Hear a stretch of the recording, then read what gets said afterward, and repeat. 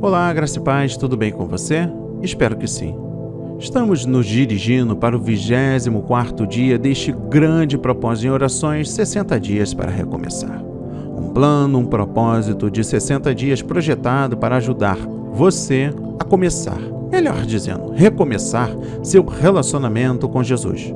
Você fará 3 coisas todos os dias: encontrar-se com Jesus através dos evangelhos, ler nas epístolas como seus seguidores viviam a sua mensagem e aumentará a sua intimidade com ele através da oração. E hoje, neste 24º dia, eu trago para leitura e meditação os livros Lucas capítulo 1 e 2 e 2 de Tessalonicenses capítulos 1 a 3.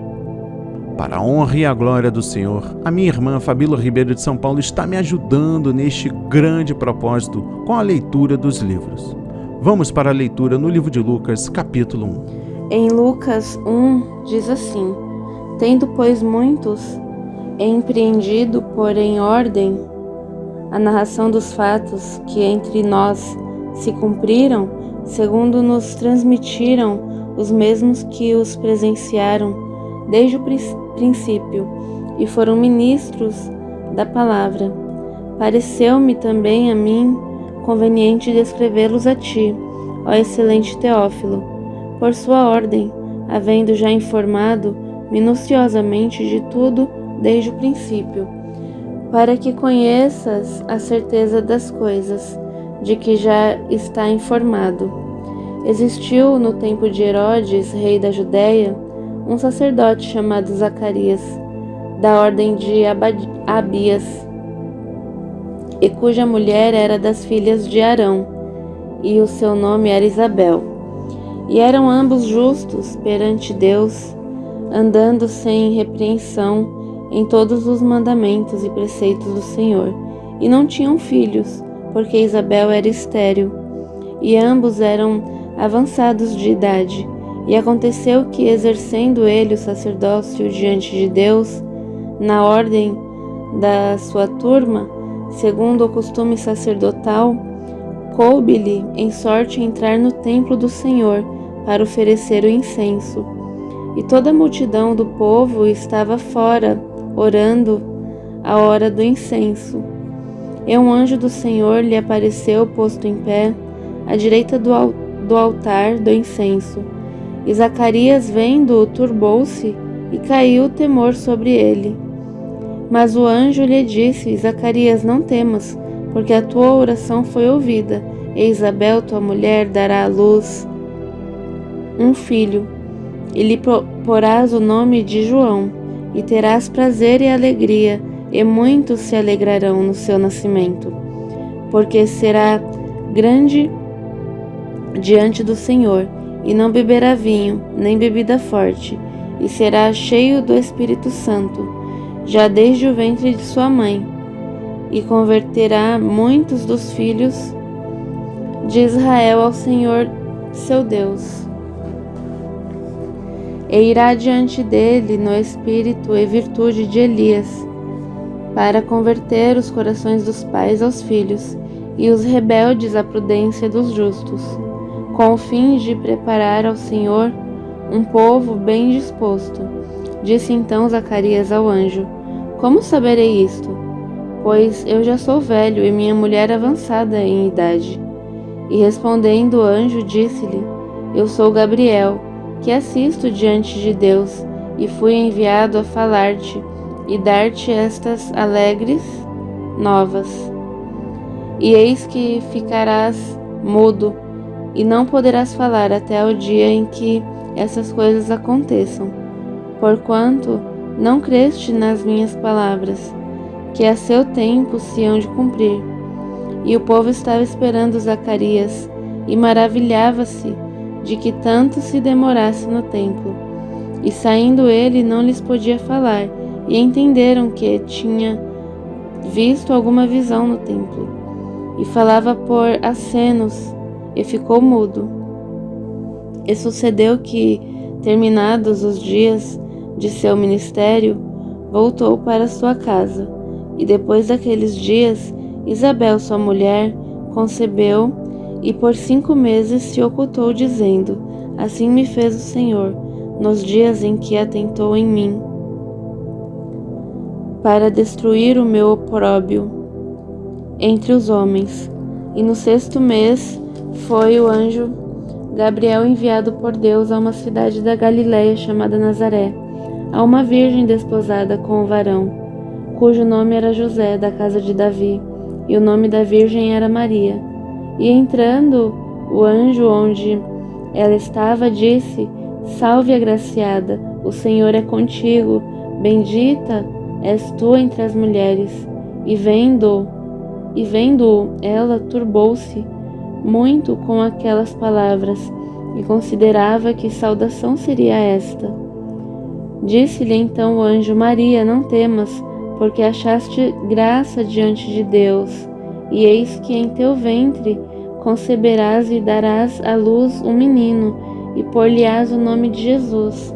Este será grande e será chamado Filho do Altíssimo, e o Senhor Deus lhe dará o trono de Davi seu pai, e reinará eternamente na casa de Jacó, e o seu reino não terá fim.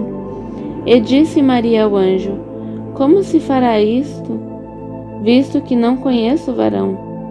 E respondendo o anjo, disse-lhe: Descerá sobre ti o Espírito Santo, e a virtude do Altíssimo te cobrirá com a sua sombra. Pelo que também o santo que de ti há de nascer será chamado Filho de Deus.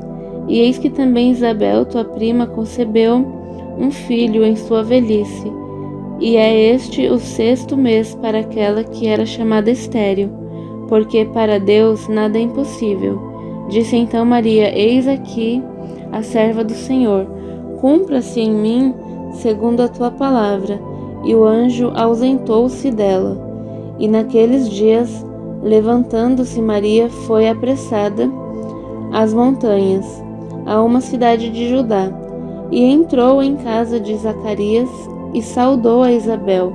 E aconteceu que, ao ouvir Isabel a saudação de Maria, a criancinha saltou no seu ventre, e Isabel foi cheia do Espírito Santo, e exclamou com grande voz, e disse: Bendita és tu entre as mulheres, e bendito o fruto do teu ventre. E donde me provém isto a mim, que venha visitar-me a mãe do meu Senhor? Pois eis que ao chegar aos meus ouvidos a voz da tua salvação, a criancinha saltou de alegria no meu ventre. Bem-aventurada a que creu, pois hão de cumprir-se as coisas que da parte do Senhor lhe foram ditas. Disse então Maria: A minha alma engrandece ao Senhor, e o meu espírito se alegra em Deus, meu Salvador, porque atentou na baixeza de sua serva. Pois eis que desde agora todas as gerações me chamarão bem-aventurada, porque me fez grandes coisas o Poderoso, e santo é o seu nome, e a sua misericórdia é de geração em geração sobre os que o temem. Com o seu braço obrou valorosamente, dissipou os soberbos no pensamento de seus corações. Depôs dos tronos os poderosos e elevou os humildes, encheu de bens os famintos e despediu vazios os ricos. Auxiliou a Israel seu servo, recordando-se da sua misericórdia, como falou a nossos pais, para com Abraão e sua posteridade, para sempre. E Maria ficou com ela quase 3 meses, e depois voltou para sua casa. E completou-se para Isabel o tempo de dar à luz, e teve um filho, e os seus vizinhos e parentes ouviram que tinha Deus usado para com ela de grande misericórdia, e alegraram-se com ela. E aconteceu que ao 8º dia vieram circuncidar o menino, e lhe chamavam Zacarias, o nome de seu pai. E respondendo sua mãe disse: Não, porém será chamado João. E disseram-lhe: Ninguém há na tua parentela que se chame por este nome. e perguntaram por acenos ao pai como queria que lhe chamassem, e pedindo ele uma tabuinha de escrever, escreveu dizendo: o seu nome é João. E todos se maravilharam. E logo a boca se lhe abriu e a língua se lhe soltou, e falava louvando a Deus.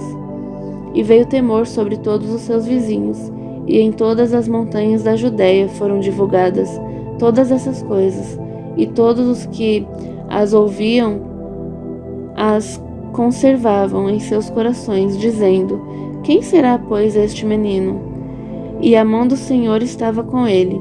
E Zacarias, seu pai, foi cheio do Espírito Santo, e profetizou, dizendo: bendito o Senhor Deus de Israel, porque visitou e remiu o seu povo, e nos levantou uma salvação poderosa na casa de Davi, seu servo, como falou pela boca dos seus santos profetas, desde o princípio do mundo, para nos livrar dos nossos inimigos e da mão de todos os que nos aborrecem, para manifestar misericórdia a nossos pais e lembrar-se do seu santo concerto e do juramento que jurou a Abraão, nosso pai, de conceder-nos que, libertados da mão de nossos inimigos, os serviríamos sem temor, em santidade e justiça perante ele todos os dias da nossa vida.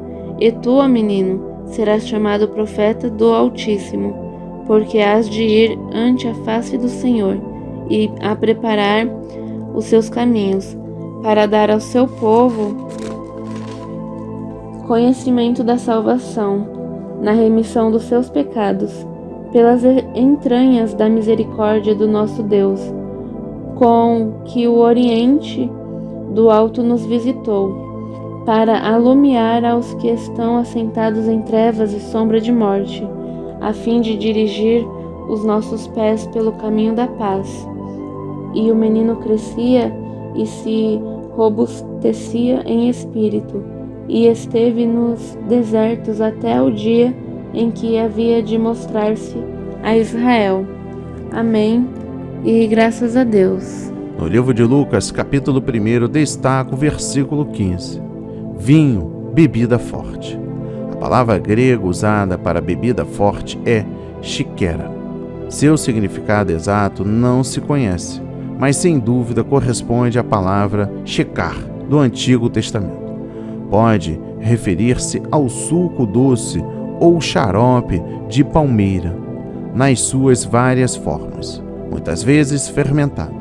Alguns intérpretes traduzem shekar como bebida forte, em certas passagens do Antigo Testamento. Ainda no versículo 15 destaca o cheio do Espírito Santo. Note o resultado da vida e do ministério de João na plenitude do Espírito Santo, mediante o Espírito Santo. João, primeiro, pela pregação, convence o povo dos seus pecados e o leva ao arrependimento e à conversão a Deus. Segundo, prega no Espírito e no poder de Elias. E terceiro, reconcilia as famílias e conduz muitos a uma vida de retidão. No versículo 17 destaca o espírito e virtude de Elias. João será semelhante em muitos aspectos ao destemido profeta Elias. Por ser cheio do Espírito Santo, será um pregador da retidão moral. Demonstrará o ministério do Espírito Santo e pregará sobre o pecado, a justiça e o juízo. Converterá os rebeldes à prudência dos justos. Não transigirá com a sua consciência nem perverterá princípios bíblicos para conseguir posição social ou proteção. Seu propósito será obedecer a Deus e permanecer leal a toda a verdade. Em suma, João será um homem de Deus. Ainda no versículo 17, destaco dos pais aos filhos. Isso se refere ao livro de Malaquias, capítulo 4, versículo 6. Um texto expondo um dos maiores pecados do povo de Deus no Antigo Testamento. Os pais não amarram devidamente seus filhos e filhas para lhes ensinar os caminhos e mandamentos de Deus. Com a chegada de João e do Evangelho de Cristo, os corações dos pais se voltarão para os filhos para os amar. Primeiro, pelo exposto, fica claro que um dos alvos prioritários do Evangelho é o recomeço de um correto relacionamento familiar entre pais e filhos e pais, mediante a pregação do arrependimento e o senhorio de Cristo nas vidas. Os pais, por sua retidão, dedicar-se-ão aos filhos. Segundo, se a igreja dos nossos dias não for aquilo que Deus quer que ela seja, uma das causas disso será o fato de, mais uma vez, os pais, nos seus corações, abandonarem os filhos e deixarem de amá-los e de estar com eles e de ensinar-lhes a palavra de Deus e os padrões da sua retidão. O resultado voltará a ser o mesmo do Antigo Testamento, a rejeição dos caminhos de Deus pelos filhos. Terceiro, os trechos bíblicos tratam de pais e filhos. Ponto número 1. Os pais ensinar aos filhos a fidelidade à vontade de Deus. Êxodo 10, versículo 2, Êxodo 13, versículo 8, Deuteronômio 4, versículos 9 e 10. Ponto número 2. O amor e disciplina. Livro de Salmos 103, versículo 13, Livro de Provérbios, capítulo 3, versículo 12, capítulo 13, versículo 24, capítulo 23 e versículos 13 e 14. E ponto número 3, oração dos pais pelos filhos. Gênesis 17, versículos 18, 2 de Samuel, capítulo 12, versículo 16, e 1 de Crônicas, capítulo 22, versículos 11, 12 e 29. No versículo 28 destaco, agraciada. Maria foi agraciada mais do que todas as outras mulheres, porque foi concedido ser a mãe de Jesus. Mas as Escrituras ensinam que, em lugar algum, que devemos dirigir-lhe orações, nem adorá-la, nem atribuir-lhe títulos especiais. Maria é digna do nosso respeito, mas somente o Filho é digno da nossa adoração. Primeiro, Maria foi escolhida por Deus porque ela achou graça diante dele. Sua vida santa e humilde agradou tanto a Deus que ele a escolheu para tão sublime missão. Segundo, a bênção de Maria por ter sido escolhida trouxe-lhe grande alegria, mas também muita dor e sofrimento, uma vez que seu filho seria rejeitado e crucificado. Nesta vida, a chamada de Deus sempre envolve bênção e sofrimento, alegria e tristeza, sucesso e desilusão. No versículo 35 destaca o santo. Tanto Mateus como Lucas declaram de modo explícito e inconfundível que Jesus nasceu de uma virgem. O Espírito Santo viria sobre ela e o filho seria concebido mediante uma intervenção divina milagrosa. Por causa de sua concepção milagrosa, Jesus será o santo, ou seja, ele não terá qualquer mácula do pecado. No versículo 38 destaco, segundo a tua palavra. Maria submeteu-se plenamente à vontade de Deus e confiou na sua mensagem através do anjo. Aceitou alegremente a honra e, ao mesmo tempo, o opróbrio resultante de ser a mãe da divina criança. As jovens crentes devem seguir o exemplo de Maria quanto à castidade, ao amor a Deus, à fidelidade à sua palavra e à disposição de obedecer ao Espírito Santo. No versículo 47 destaco Deus meu Salvador. Nestas palavras de Maria, ela reconhece sua própria necessidade de salvação. Maria, como pecadora, necessitava de Cristo como Salvador. A ideia de que Maria foi concedida, imaculada e que viveu sem pecado não se acha em nenhuma parte das Escrituras. No versículo 67 destaca Zacarias, cheio do Espírito Santo. Lucas registra que o Espírito Santo encheu de poder muitas pessoas importantes ligadas ao nascimento de Cristo. Depois da ascensão de Cristo, o caminho ficou aberto para que todos os crentes sejam cheios do Espírito Santo. No versículo 75 destaca santidade e justiça. O sumo propósito da nossa redenção é sermos libertos do domínio de Satanás, a fim de servirmos a Deus em santidade e justiça perante Ele, todos os dias da nossa vida. Todo filho de Deus deve visar ter uma vida de santidade e justiça em meio a um mundo mau. Essa vida é santa e perante Ele, isto é, na sua presença. Em Lucas 2 diz assim: E aconteceu naqueles dias que saiu um decreto da parte de César Augusto para que todo o mundo se alistasse. Este primeiro alistamento foi feito sendo Cirene o presidente da Síria. E todos iam alistar-se, cada um à sua própria cidade. E subiu também José da Galiléia, da cidade de Nazaré, a Judéia, a cidade de Davi, chamada Belém, porque era da casa e família de Davi, a fim de alistar-se com Maria, sua mulher, que estava grávida. E aconteceu que, estando eles ali, se cumpriram os 2 dias em que ela havia de dar à luz, e deu à luz a seu filho primogênito, e envolveu-o em panos, e deitou-o numa manjedoura, porque não havia lugar para eles na estalagem. Ora, havia naquela mesma comarca pastores que estavam no campo e guardavam durante as vigílias da noite o seu rebanho. E eis que o anjo do Senhor veio sobre eles, e a glória do Senhor os cercou de resplendor, e tiveram grande temor. E o anjo lhes disse: Não temais, porque eis aqui vos trago novas de grande alegria, que será para todo o povo. Pois na cidade de Davi vos nasceu hoje o Salvador, que é Cristo, o Senhor. E isto vos será por sinal: achareis o menino envolto em panos e deitado numa manjedoura.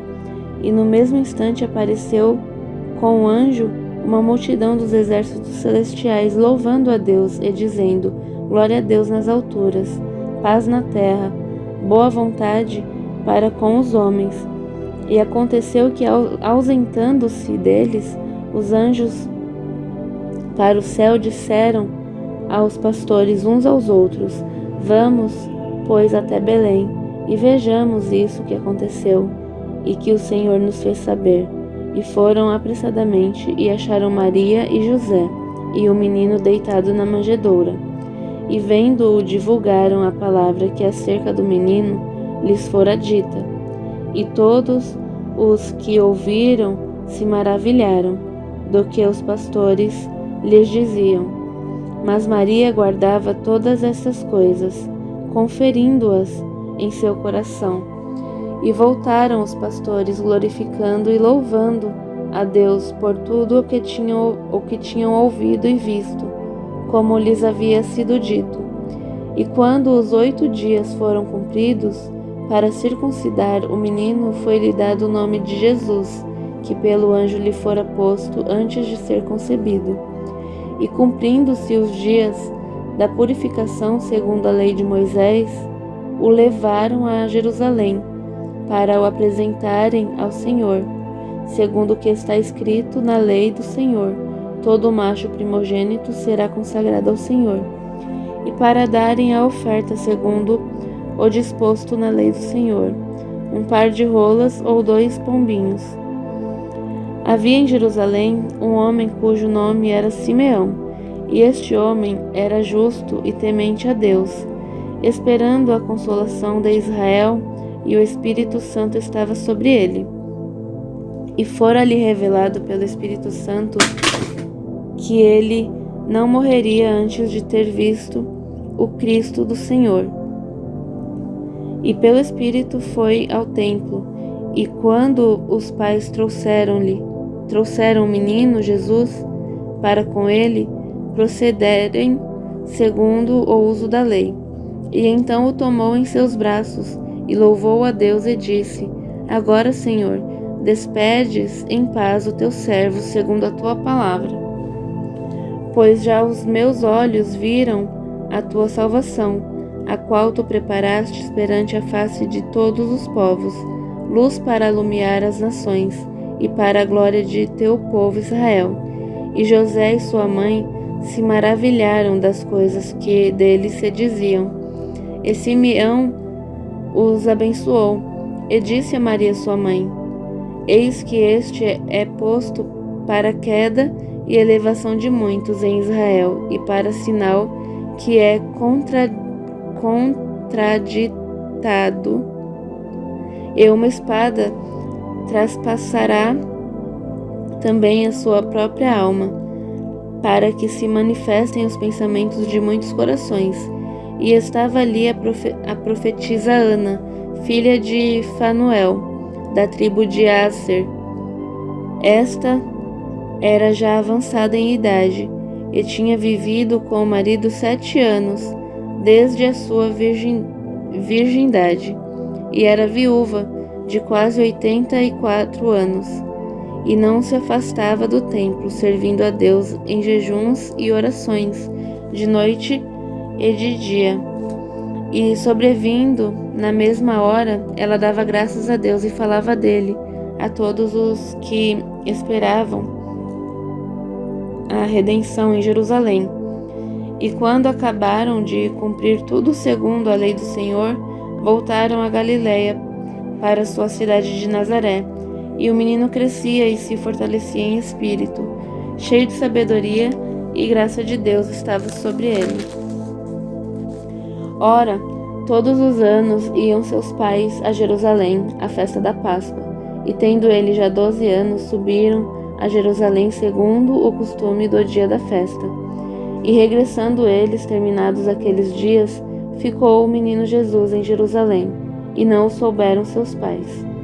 Pensando, porém, eles que viria de companhia pelo caminho, andaram caminho de um dia, e procuravam-no entre os parentes e conhecidos, e como o não encontrassem, voltaram a Jerusalém em busca dele. E aconteceu que, passados 3 dias, o acharam no templo, assentado no meio dos doutores, ouvindo-os e interrogando-os. E todos os que o ouviam admiravam a sua inteligência e respostas. E quando o ouviram, maravilharam-se, e disse-lhe sua mãe: Filho, por que fizestes assim para conosco? Eis que teu pai e eu ansiosos te procurávamos. E ele lhes disse: Por que é que me procuráveis? Não sabeis que me convém tratar dos negócios de meu pai? E eles não compreenderam as palavras que lhes diziam. E desceu com eles e foi para Nazaré. E era-lhes sujeito. E sua mãe guardava no seu coração todas essas coisas. E crescia Jesus em sabedoria e em estatura e em graça para com Deus e os homens. Amém. E graças a Deus. Destaca o versículo 7. Numa manjedoura. Cristo nasceu numa estrebaria, onde guardavam gado, situada talvez numa caverna. A manjedoura era uma espécie de gamela onde o gado se alimentava. O nascimento do Salvador, o maior evento de toda a história, ocorreu em circunstâncias a mais humildes. Jesus, sendo Rei dos Reis, não nasceu nesta vida como rei, nem viveu como um rei aqui na terra.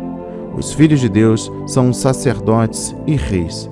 Nesta vida devemos ser como ele era, humilde e simples. No versículo 11 destaca o Salvador, Cristo, o Senhor. Na ocasião do seu nascimento, Jesus é chamado Salvador. Primeiro, como Salvador, veio nos libertar do pecado, do domínio de Satanás no mundo ímpio, do medo, da morte e da condenação pelas nossas transgressões.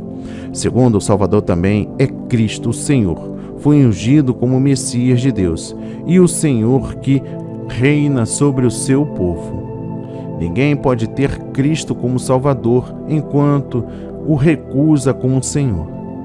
No versículo 22 destaco para o apresentarem ao Senhor. Assim como José e Maria apresentaram Jesus ao Senhor, também todos os pais devem consagrar seus filhos ao Senhor. Deve orar constantemente para que, desde o início até o fim da vida, eles andem na vontade do Senhor, servindo e glorificando a Deus com total devoção. No versículo 24 destaco a oferta, um par de rolas. A oferta de um par de rolas indica que José e Maria eram pobres. Desde o início do seu ministério, Cristo identificou-se com os necessitados. No versículo 25 destaca o justo e temente a Deus. O vocábulo grego aqui para o justo é dikaios.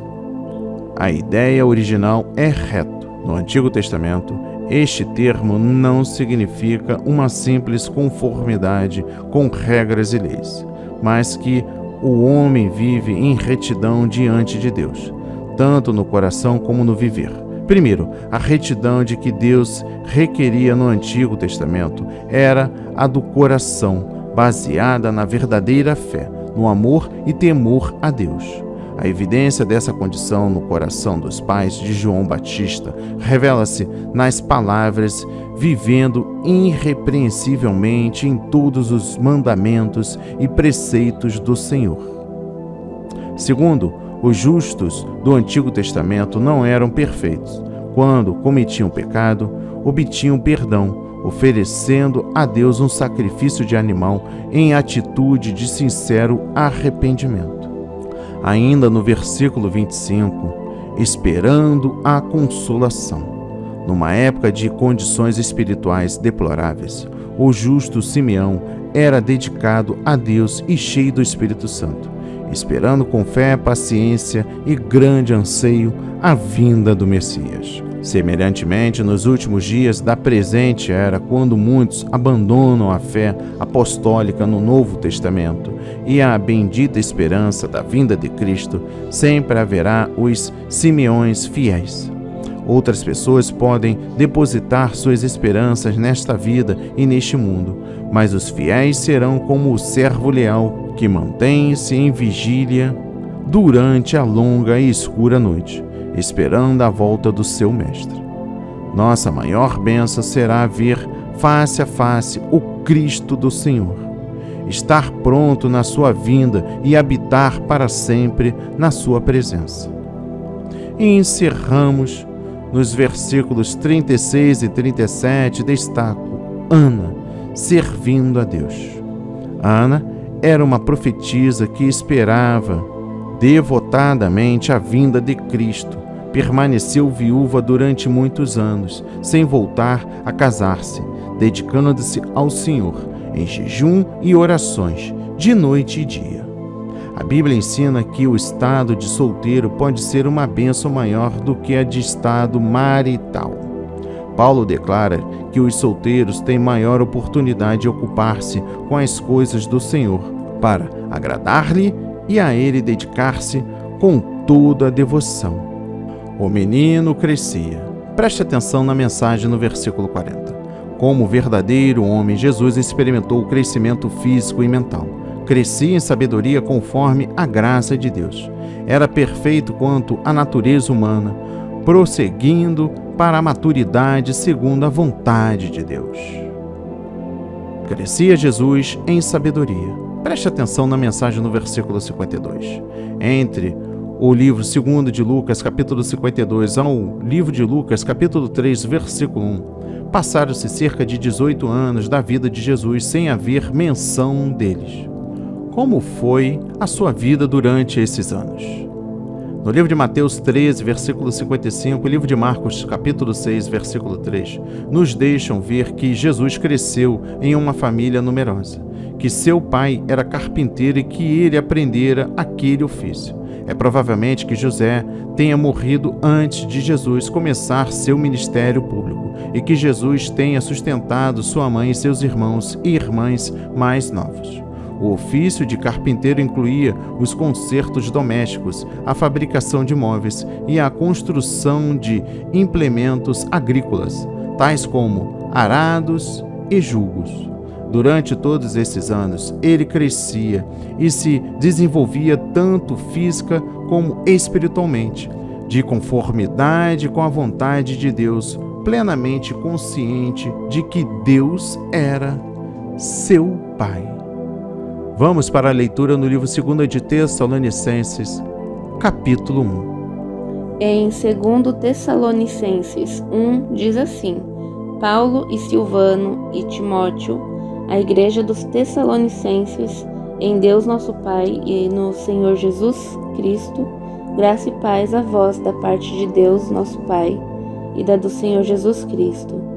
Sempre devemos, irmãos, dar graças a Deus por vós, como é de razão, porque a vossa fé cresce muitíssimo e a caridade de cada um de vós abunda uns para com os outros, de maneira que nós mesmos nos gloriamos de vós nas igrejas de Deus, por causa da vossa paciência e fé, e em todas as vossas perseguições e aflições que suportais. Prova clara do justo juízo de Deus, para que sejais havidos por dignos do reino de Deus, pelo qual também padeceis.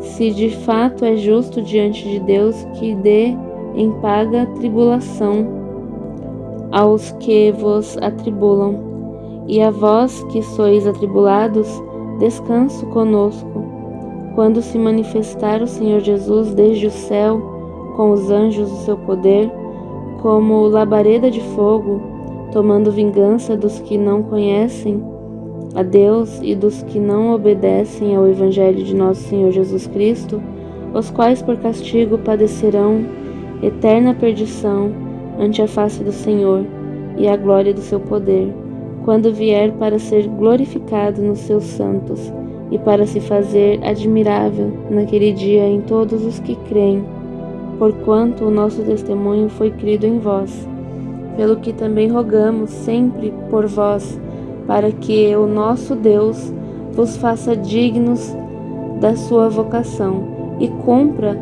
todo o desejo da sua bondade e a obra da fé com poder, para que o nome de nosso Senhor Jesus Cristo seja em vós glorificado e vós nele, segundo a graça de nosso Deus e do Senhor Jesus Cristo.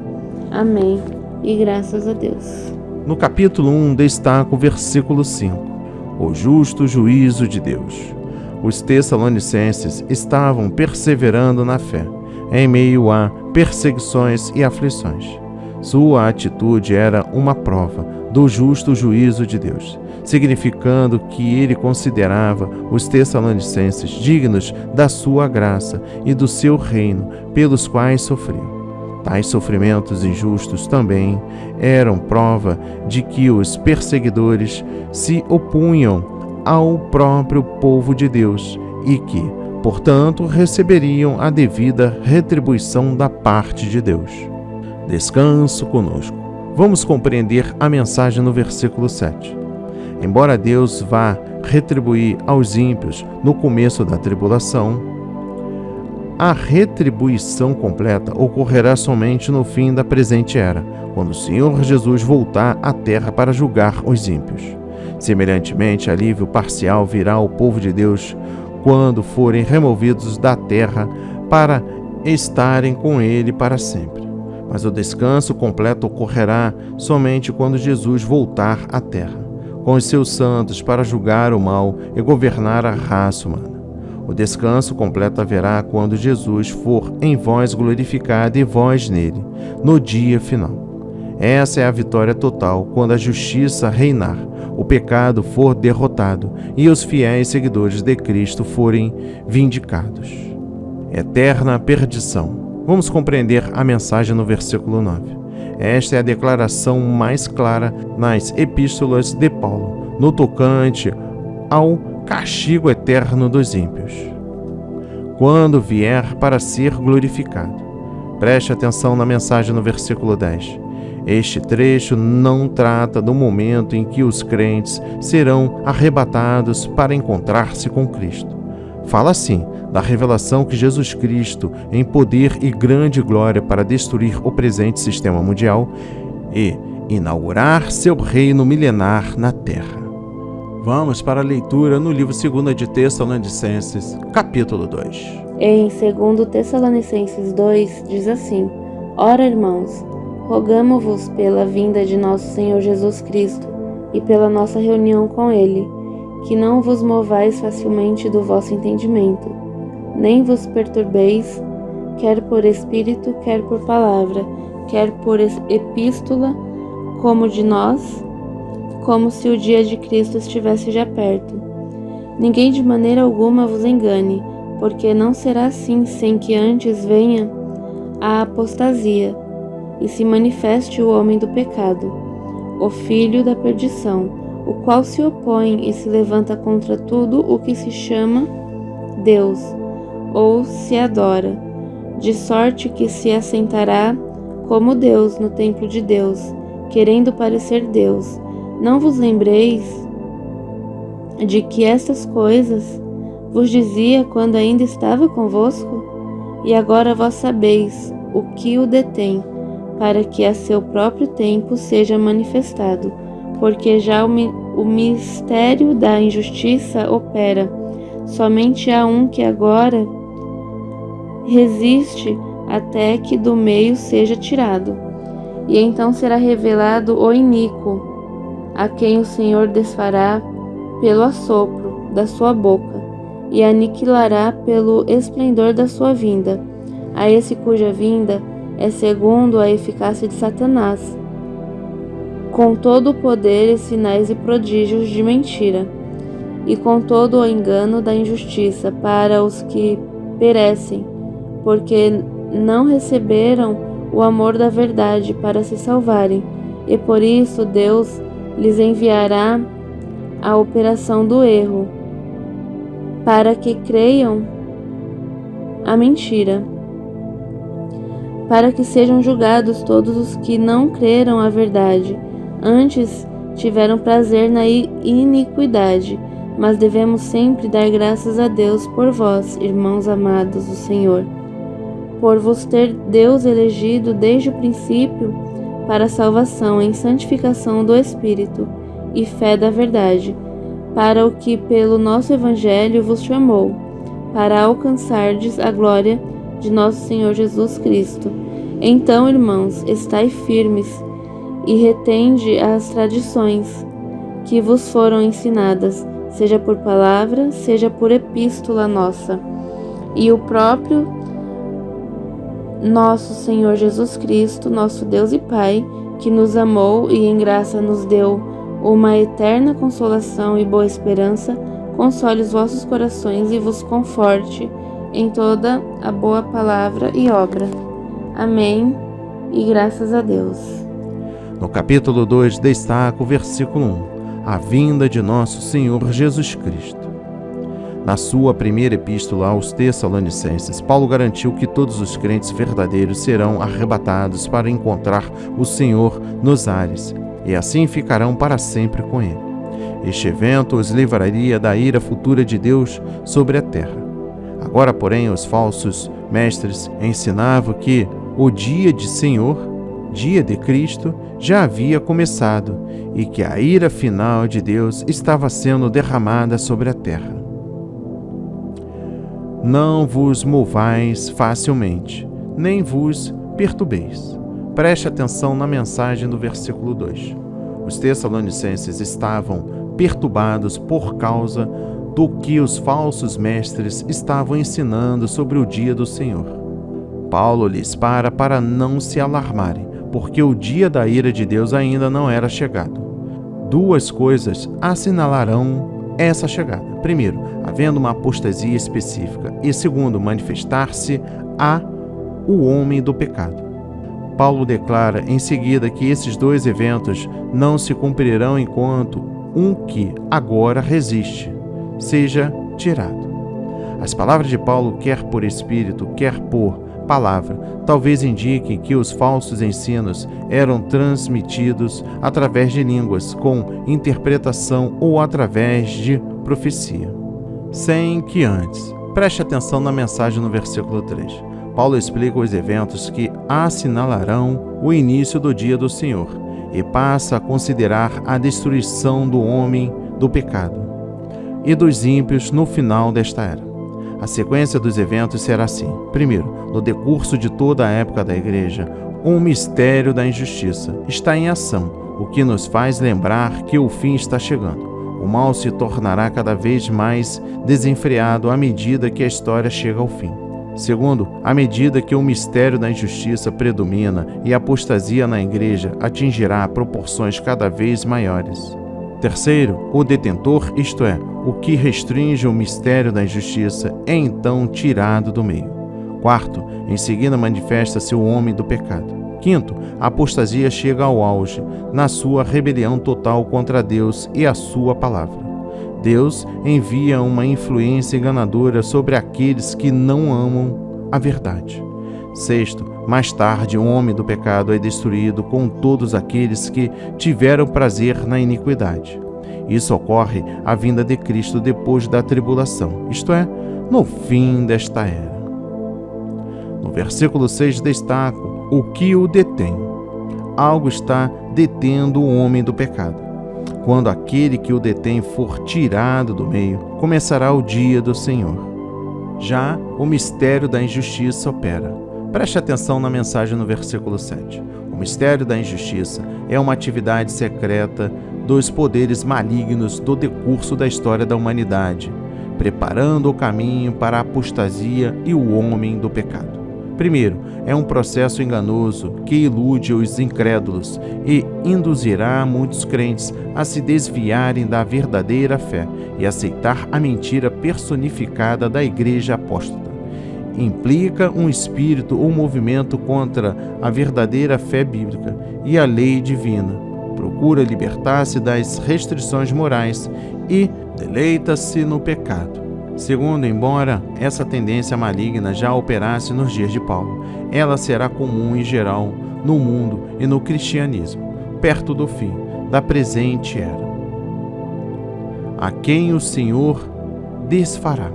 Preste atenção na mensagem no versículo 8. Depois que Satanás e o homem do pecado realizarem sua obra de engano e maldade, serão aniquilados quando da vinda de Cristo à terra, no fim da tribulação. O amor da verdade. Preste atenção na mensagem no versículo 10. Desde o início da criação, o ponto principal no relacionamento entre homem e Deus tem sido ou a rejeição da palavra e da verdade de Deus pelo homem ou do seu amor por elas. Esse assunto será também decisivo nos últimos dias desta era. Somente se salvarão aqueles que, pela sua fé em Cristo, tiverem fervente e sincero amor à verdade e que creiam na palavra de Deus e rejeitam toda nova revelação ou doutrina que conflite com a verdade divina. A operação do erro. Preste atenção na mensagem no versículo 11. Depois da retirada daquele que restringe e da manifestação do homem do pecado, não haverá mais oportunidade de salvação para um determinado grupo de pessoas. Primeiro, esse grupo consiste de todos aqueles, dentro ou fora da igreja, que, depois de ter ouvido a palavra de Deus, deliberada e intencionalmente se recusaram a amar a dita verdade e, ao invés disso, optaram pelo prazer da iniquidade. Segundo, Deus enviará àqueles indivíduos uma forte ilusão, de modo que nunca mais tenham a oportunidade de crer na verdade que se recusaram a amar. Estão eternamente condenados a crerem numa mentira, isto é, as prerrogativas do homem do pecado.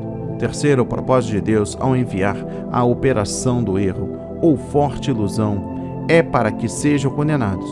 Logo, para aqueles que tiverem ouvido e compreendido a palavra de Deus, sem porém ter amado a verdade, preferindo os prazeres do pecado, já não resta mais sacrifício pelos pecados, mas uma certa expectação horrível de juízo. Tiveram prazer na iniquidade. Preste atenção na mensagem no versículo 12.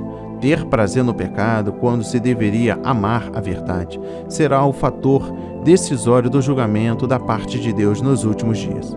Primeiro, experimentarão a ira e a tribulação divinas aqueles que não amaram a verdade, e sim se deleitaram no mal e na imoralidade.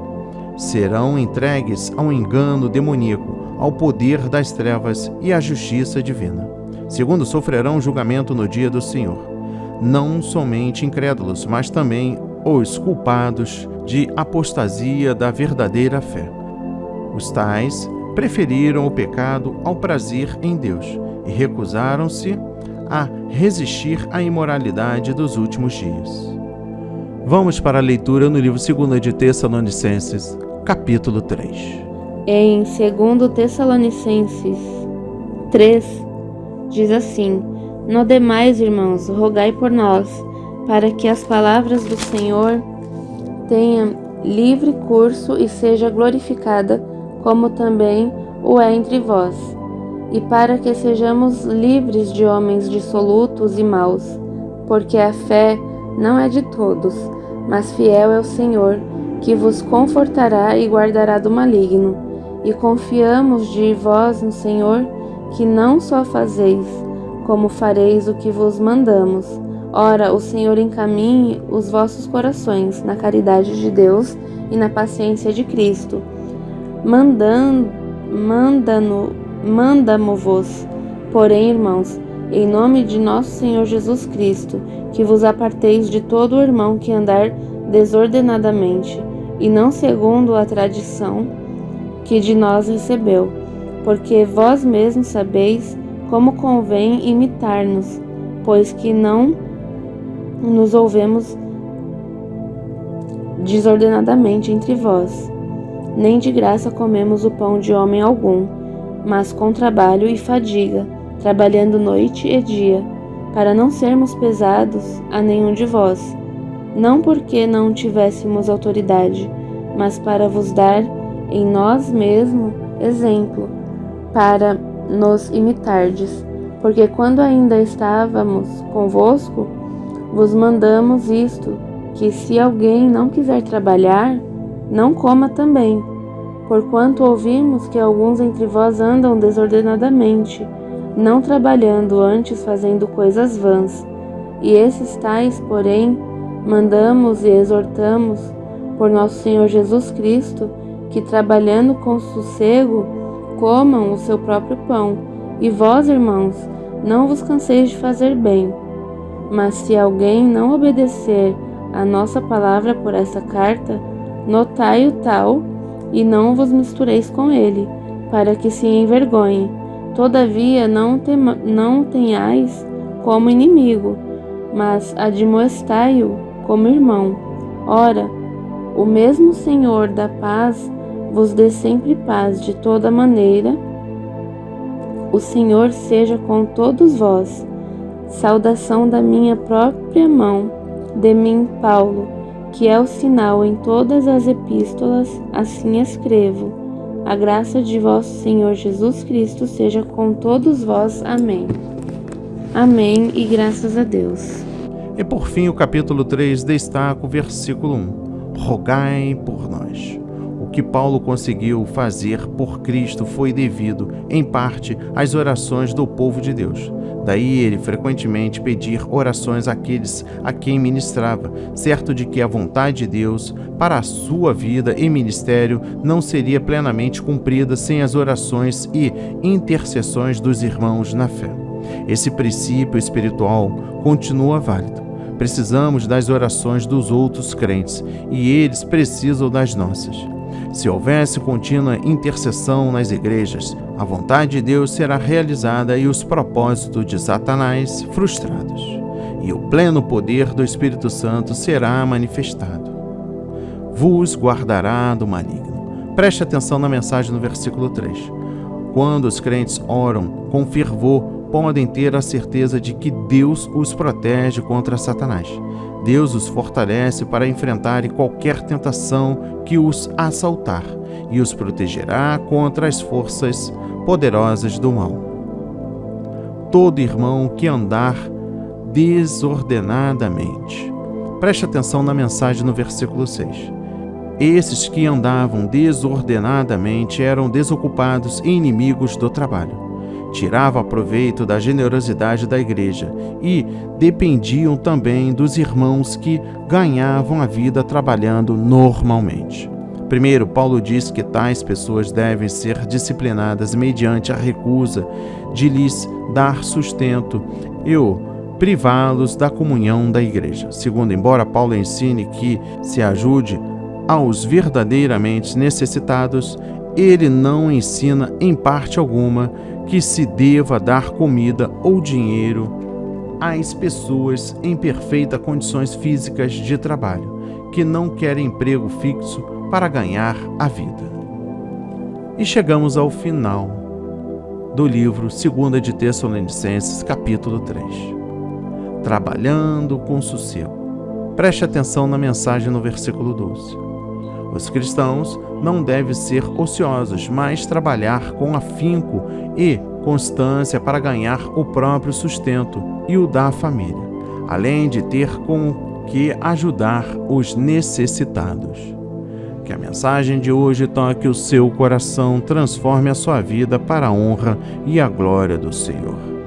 Leia a Bíblia diariamente, pois este é o verdadeiro canal que se aprende, conhece a verdade e ouve a voz de Deus. Amém e graças a Deus. Que a palavra de hoje seja semeada em corações quebrantados para a honra e a glória do Senhor. Receba este alimento diário para a sua vida. Este é um momento importante no qual você deve se dedicar a Deus, à leitura, à meditação, ao ensino.